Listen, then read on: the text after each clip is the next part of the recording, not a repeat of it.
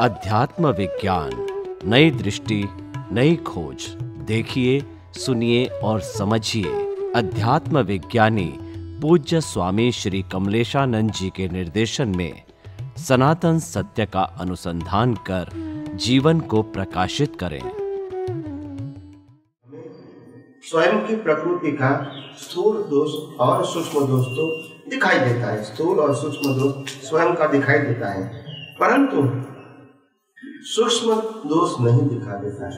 अति सूक्ष्म दोष नहीं दिखता है। वो कैसे दिखाई देगा, कृपया समझाइए। अति सूक्ष्म दोष का मतलब नहीं समझाइए। स्थूल और सूक्ष्म की बात तो समझ में आ गई, अति सूक्ष्म दोष का मतलब क्या? जैसे कि स्थूल दोष तो जो हम किसी के साथ व्यवहार में कर रहे हैं, वो तो दिखाई देता है। उसके अलावा वो भी समझ में आता है कि किस ग्रंथि के चलते इसके साथ ये दोष हुआ। और उसके अलावा अति सूक्ष्म जो दोष है, कारण एग्जाम्पल दो ना मेरे को सच्चिदानंद, कि आप ये स्थूल दोष है, ये सूक्ष्म दोष है, ये सूक्ष्मतम दोष है, तो एग्जाम्पल दो, तीनों का एक एग्जाम्पल दे दो, खत्म हो गई बात।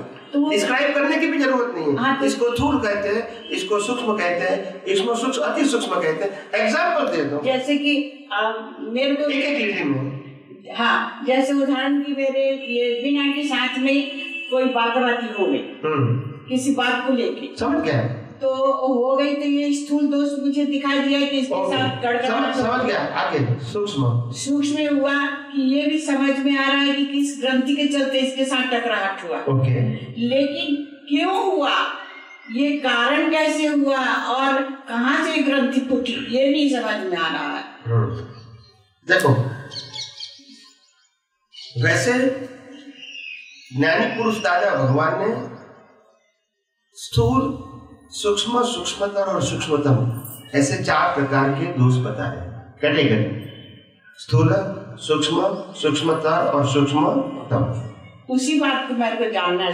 अभी उत्तर दे रहा हूँ जी।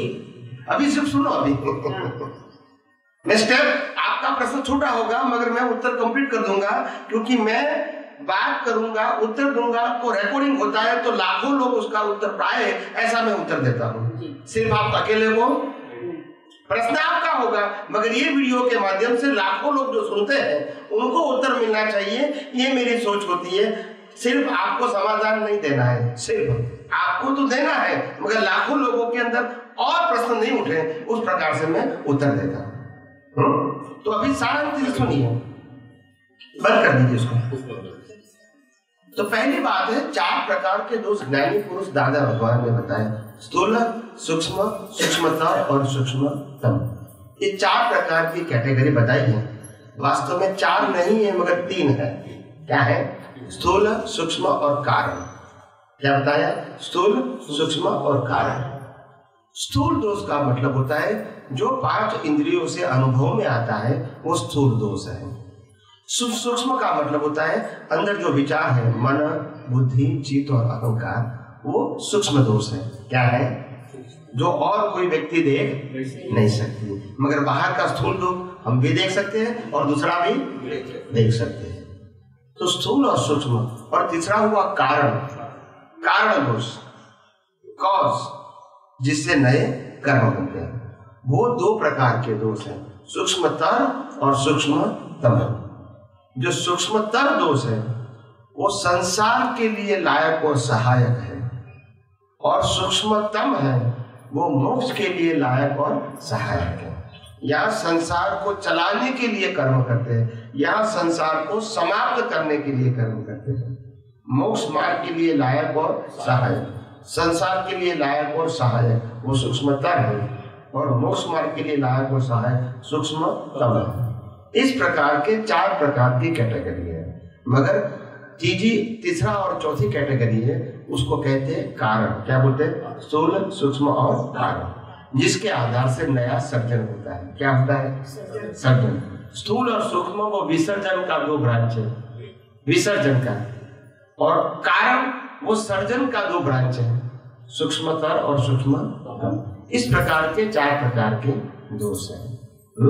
तो ये काफी सिंपल है, समझने के लिए काफी सरल है, कोई टेढ़ा मेढ़ा उल्टा सुल्टा नहीं है। मगर आज तक हम, क्योंकि जो बात आपको प्रैक्टिकल समझ में नहीं आएगी, क्योंकि किताबों की और ज्ञानी पुरुष ने जब कहा है तब इसकी मर्यादा होती है।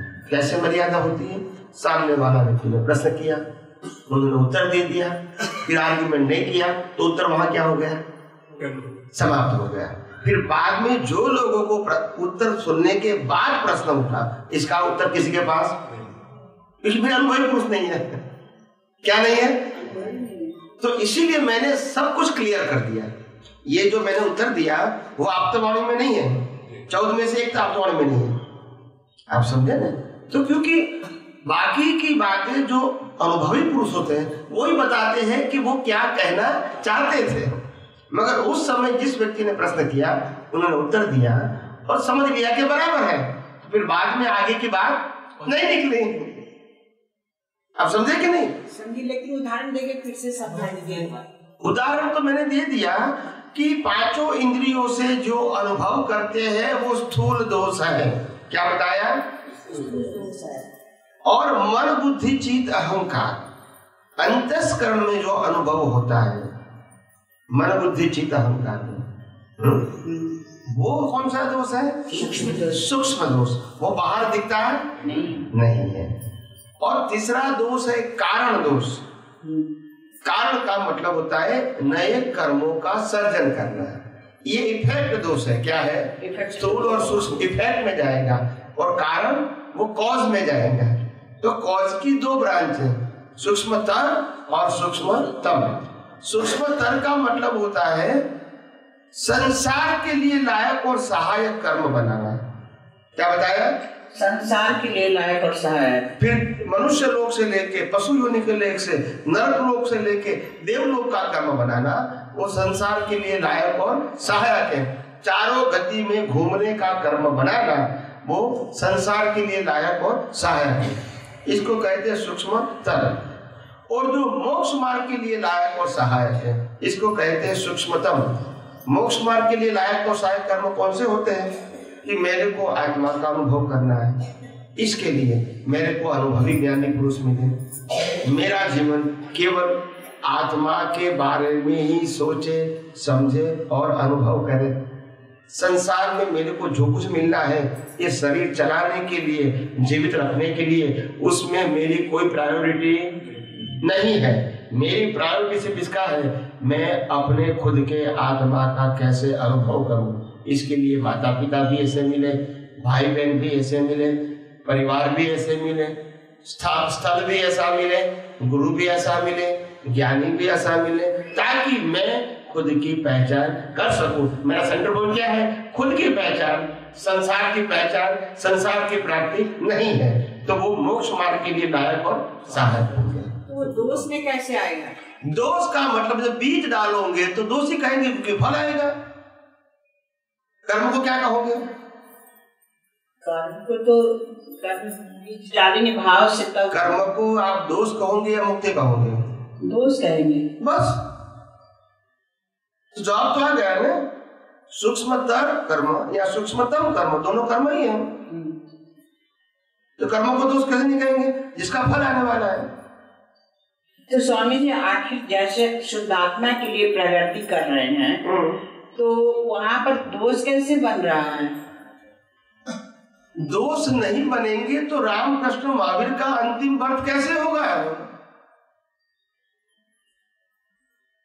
अच्छा, वो भी एक भावना ही है। तो बात वही हो गई। लास्ट पर भी चाहिए तो सही के नहीं। भले उस अवतार में उसको मुक्ति पाना है, नए कर्मचार नहीं कर रहे हैं, मगर जन्म तो चाहिए कि नहीं? चाहिए। तो फिर और जो संसार के लिए जो हम दोष कर रहे हैं वो किस स्थिति से कर रहे हैं? कैसे मतलब हो जाता है? बाहर की चीजें मांगते हैं। अच्छा, बाहर की कहो या ये भी बाहर की है और ये दिखता है वो भी बाहर की है। शरीर ऐसा चाहिए, स्वास्थ्य ऐसा चाहिए, पुरुष चाहिए, स्त्री चाहिए, बच्चे चाहिए, पति चाहिए, परिवार चाहिए, खाना पीना, पैसा, साधन, संपत्ति, बंगला, मोटर, गाड़ी, नौकर, चाकर, ये चाहिए। ये क्या रहेगा? संसार के लिए लायक और इसमें आत्मा की बात नहीं है, तो वो सूक्ष्मतर है, वो भी कर्म है, इसका भी फल आएगा। मतलब ये दोनों दोष में ही गिने जाएंगे। जो कर्म का फल आएगा वो तो दोष ही है। महावीर को जन्म लेना पड़ेगा, क्यों? बिना कर्म से। तो फिर भले वो लास्ट बर्थ का कर्म था, बाद में मोक्ष में चले गए, राम भी मोक्ष में चले गए, मगर वो लास्ट बर्थ का भी तो कर्म था ना, इसे नया कर्म नहीं बना, क्योंकि वो मोक्ष मार्ग के लिए लायक था, तो बाद में तो मोक्ष होने वाला था, मगर संसार के लिए लायक और सहायक बनाएंगे तो हम चलते ही रहेंगे, जन्म मरण के चक्कर में घूमते ही रहेंगे, और कोई रास्ता नहीं है। तो प्रकृति तो दो। और इसीलिए हम सबको कहते हैं कि अगर आपको भावना करना है, प्रार्थना करना है, तो बार बार दिन में यही प्रार्थना करोगे सुख दुख के संजोगों में कि हे परमात्मा, मेरे को मोक्ष मार्ग के लिए लायक और सहायक संजोगों प्राप्त हो, प्राप्त हो, प्राप्त हो। यही भावना करते रहो। कोई दुख देता है, कोई सुख देता है, कोई मोह का वातावरण है, कोई टेंशन का वातावरण है, सभी परिस्थिति में, क्योंकि सुख भी मेरे को नहीं चाहिए संसारी, और दुख भी नहीं, ये सब माया की जाल है। क्या है? जाल। हाँ, आप समझे ना, वास्तव में सुख नहीं। व्यक्ति खुद की जिम्मेदारी तो नहीं ले सकता है, और फिर क्या करता है? सुख के लिए पत्नी की जिम्मेदारी ले लेता है, खुद की जिम्मेदारी नहीं लेता है। बोला नहीं, मेरा जीवन भी जीना है तो कोई आसान बात नहीं है, तो फिर दूसरे की जिम्मेदारी क्यों ले लेते हैं? फिर आते हैं बच्चे, अभी कहता है मैं क्या करूं, पहले अकेला था तो बोला मैंने शांति से नींद आती थी, किसी के लिए सोचना नहीं था, खाना पीना और सो गया, मगर किसी ने कहा कि सुख तो शादी करने में है, तो फिर कर दिया। अभी दो की चिंता करो, मैं तो खाऊंगा, इसको भी खिलाना पड़ेगा, फिर बब्बी भी आई, फिर बच्चे आए, अभी मेरे को भी खाना, इसको भी खिलाना और बच्चे को भी खिलाना। फिर मैं कहता हूं अभी संसार में भाग जाऊंगा, तो फिर भाग सकते हैं? नहीं भाग सकते, क्योंकि जिम्मेदारी आपने लिया माया की जाल से। कैसे? माया। कौन सी माया की जाल? इसमें सुख है ऐसा मान के, है नहीं मगर आपने मानो, फिर फंस गए। फिर आप कहोगे मैं साधु बन जाऊंगा, तो आसान नहीं है। आप समझे जी? तो इसीलिए कहा कि भाई आपके कर्म ऐसे होने चाहिए जो मोक्ष मार्ग के लिए लायक और सहायक है। तो सभी व्यक्ति आपको क्या करेंगे? हरी झंडी देंगे, आपको आगे जाना है, जा सकते हैं, हम तो कोई दिक्कत नहीं। लेकिन वहाँ पर कभी कभी प्रकृति में मान भी तो आ जाता है। मान मतलब मान की ग्रंथि को लड्डू मिलने लग जाते हैं कि मेरे को तो मिल रहा है, आगे बढ़ने के लिए प्रोत्साहन मिल रहा है।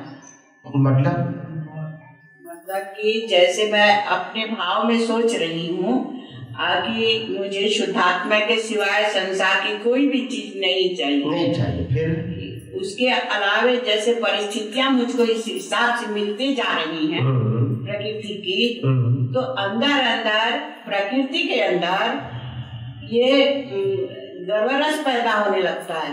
मगर एग्जाम्पल दे दो नहीं तुम कि अरे मैं तो बहुत अच्छा कर रही हूँ कि मुझे शुद्धात्मा के पथ पे चलने के लिए आगे मार्ग मिल रहा है, मतलब इन लोगों से तो मैं आगे बढ़ रही हूँ। ऐसा गर्व रस पैदा अंदर ही अंदर होता है। देखो, और एक प्रकृति वहीं पर डांटती है कि लड्डू तो खा रही है लेकिन गिरेगी तो पता चलेगा। नहीं, वो तो बराबर है। ये देखो, सबसे पहली बात ये है, संसार का मार्ग और आध्यात्म मार्ग की पहली परिभाषा समझ लो। संसार के मार्ग में पाना, कुछ भी पाना, अपनी पसंद के मुताबिक पाना, इसको प्राप्ति मानते हैं। क्या बताया? अपनी पसंद की चीज को पाना, इसको क्या मानते हैं? प्राप्ति। और आध्यात्म मार्ग में अज्ञानता को मिटाना, इसको प्रगति मानते हैं। यहाँ पाने की बात तो अहंकार कब आएगा? आपने तो पाया तो है नहीं। अगर आध्यात्म के मार्ग में है तो सिर्फ आध्यात्म मार्ग जो कहते हैं, अज्ञान को, इसमें पाने की तो बात ही नहीं है।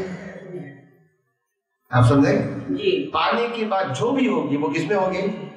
संसार में है। आध्यात्म में पाने की बात नहीं है। क्यों पाने की बात नहीं है? क्योंकि मैं तो आत्मा हूँ, मैं अनंत शक्ति वाला हूँ, मैं अविनाशी हूँ, मैं चेतन हूँ, मैं अनंत सुख वाला हूँ। तो फिर क्या करना है? जो हूँ इसका अनुभव करना है, पाना नहीं। और यहाँ नहीं हूँ वो पाना है, इसीलिए पाना पड़ता है। मेरे को माला चाहिए तो पाना है, मेरे को पानी चाहिए तो पाना है, क्योंकि मेरा नहीं है। मेरे को पैसा चाहिए तो पाना है, मगर मैं आत्मा हूँ तो पाना नहीं है। मगर क्यों नहीं पा सकता हूँ? क्योंकि अज्ञान का कर्तव्य है। तो अज्ञान को निकालना वो आध्यात्मिक पुरुषार्थ है, इसमें पाने की बात नहीं। कर्तव्य निकल गए तो खुद को ही खुद की पहचान हो जाएगी। इसमें पाने की बात है ही नहीं। खुद ही खुद को पहचानते और कोई चीज पाते नहीं। तो इसमें आनंद और सुख की बात नहीं है, अहंकार की बात। और कोई चीज प्राप्त करेंगे तो अहंकार आएगा कि मेरी डिग्री ये है, मेरा स्टेटस है, मेरी संपत्ति इतनी है, मेरी सत्ता इतनी है, क्योंकि मैंने बाहर से। मगर मेरा आत्मा का अनुभव होगा तो मैंने क्या पाया? वो तो मैंने खुद का अनुभव किया है। और अगर खुद के अनुभव की प्रक्रिया में हूं तब भी मैंने पाया नहीं है, क्योंकि मैं क्या करता हूं? अपने आप को मिटा रहा हूं। तो अहंकार की बात ही नहीं है।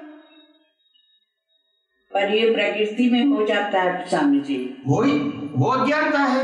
जो प्रकृति में होता है वो तो कुदरती रचना है, और बाद में पश्चाताप भी होता है। हम मगर वो प्रकृति की बात है ना, इसमें परमात्मा बीच में नहीं। वो मुझका मार्ग भी नहीं है।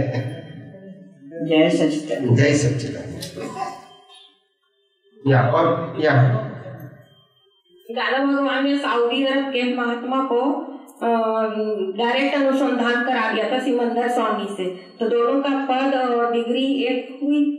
सऊदी अरब? हाँ, एक महात्मा थे पृथ्वीराज, उसका डायरेक्ट अनुसंधान करा दिए थे सिमंदर स्वामी से। निरुमा प्रवचन सुना था। हाँ, नहीं कहीं से भी सुना है। हाँ। मैंने नहीं सुना है इसलिए, क्योंकि मैं तो 12 साल उनके साथ था दादा भगवान के साथ। अच्छा। तो हो सकता है। ऐसा कोई प्रैक्टिकल नहीं है। कोई किसी का अनुभव नहीं करा सकते हैं, बात बता सकते हैं। ये भ्रांति पहले निकाल दूं कि कोई भी व्यक्ति किसी का अनुभव करा सकते हैं, मगर मार्ग दिखा सकता है। क्या दिखा सकता है? महावीर भी अपने को आत्मा की अनुभूति नहीं करा सकते, मगर आत्मा की अनुभूति का मार्ग दिखा सकते हैं। कृष्ण भी अपने को आत्मा की अनुभूति नहीं करा सकते, आत्मा की अनुभूति का मार्ग दिखा सकते। अगर मैं आपको अनुभूति कराऊंगा तो चमत्कार हो गया, फिर पुरुषार्थ का जरूरत ही कहाँ है? ये तो मैजिक होगा। मैजिक समझते हैं? तो मेरे पास अबज रुपया है, मैंने आपको 10 लाख दे दिया, आपको 10 लाख के लिए कुछ करना, वो तो मैजिक हो गए। ये पुरुषार्थ की क्या जरूरत है? ये सब भ्रांति की बात है। जो भी है भ्रांति है, करेक्ट नहीं है। हो सकता है वो ऐसा कह सकते हैं कि भी आप सिमंदर स्वामी है, वो सिमंदर स्वामी को मानो क्योंकि ये वर्तमान तीर्थंकर है, ऐसा वो समझा सकते हैं। आप समझे? मगर इसका अनुसंधान का मतलब वो दिखना, वहां पहुंच जाना, इसका अनुभव करना, ये पॉसिबल नहीं है। और कोई कहता है तो रिलेटिव सत्य है, सनातन सत्य नहीं है। और व्यवहार सत्य में कोई भी कह सकता है। कोई नहीं कहता मेरे को कृष्ण भगवान दिखता है सपने में, राम दिखता है, महावीर दिखता है, वो सब रिलेटिव सत्य है, सनातन सत्य नहीं है। मगर किसी के अनुभव को हम गलत नहीं बोल सकते हैं। मगर क्या कहेंगे? रिलेटिव सत्य, शाश्वत सत्य नहीं है। रिलेटिव का मतलब आपकी मान्यता का सत्य, हकीकत का सत्य नहीं है। मान्यता में कोई भी मान सकते हैं ना, वो उनकी मर्जी की बात है, हम इसको कैसे मना कर सकते हैं? आप समझे? और प्रवचन में कई महात्मा कहते हैं कि हम शरीर से अलग हो गए, तो उन लोगों को आत्मज्ञान हो गया। आत्मज्ञान होना और आत्मा का अनुभव होना, उसके अंदर जमीन आसमान का अंतर है। आत्मज्ञान का मतलब होता है मैं आत्मा हूँ, वो शरीर होके भी मैं मानता हूँ और अनुभव करता हूँ। इसका मतलब उस समय मन वचन काया की जो अनुभूति उनको होती है वो मेरे को नहीं होती है। मगर मैं आत्मा में नहीं हूँ, मगर मैं शरीर में नहीं हूँ, क्योंकि मैं आत्मा को मेरा स्वरूप मानता हूँ, इसीलिए शरीर की अनुभूति मेरी अनुभूति नहीं रही। मैं एक सिंपल एग्जांपल दे दूं आपको, सिंपल एग्जांपल, ताकि आपको बात समझ में आ जाए। दोनों बच्चे बाहर झगड़ रहे हैं, गुस्सा कर रहे हैं, फिर मारामारी कर रहे हैं और फिर चिल्ला रहे हैं। आप घर में बैठे हैं, घर में बैठे बैठे ये बच्चे की आवाज सुनी, आपने देखा कौन झगड़ रहा है? शायद मेरा बच्चा भी हो सकता है। आपने देखा और दोनों मारामारी कर रहे थे, मगर दोनों में से एक भी आपका बच्चा नहीं था, आपको क्या होगा? किसी प्रकार क्रिया नहीं, खुश हो। आधा घंटे 1 घंटे के बाद दूसरी बार ऐसी आवाज आई, दोनों बच्चे झगड़ रहे थे, आपने दूसरी बार देखा, इसमें से एक बच्चा आपका था, फिर क्या होगा? क्रिया होगी, थोड़ी मन की क्रिया होगी। हाँ, तो बच्चे से हुई या आपके बच्चे से हुई? अपने बच्चे से। बच्चे से नहीं हुई, मेरा बच्चा से हुई ना? हाँ, मेरे बच्चे से। बस तो ये क्या है? मान्यता। मान्यता। बच्चे से नहीं हुई है, मेरे बच्चे से हुई। आप समझो पहले, मेरा एग्जाम्पल ध्यान से सुनो, बच्चे से नहीं हुई आपको, हाँ। मेरे बच्चे से। तो मेरा बच्चा वो कनेक्शन है, बच्चा वो कनेक्शन नहीं है।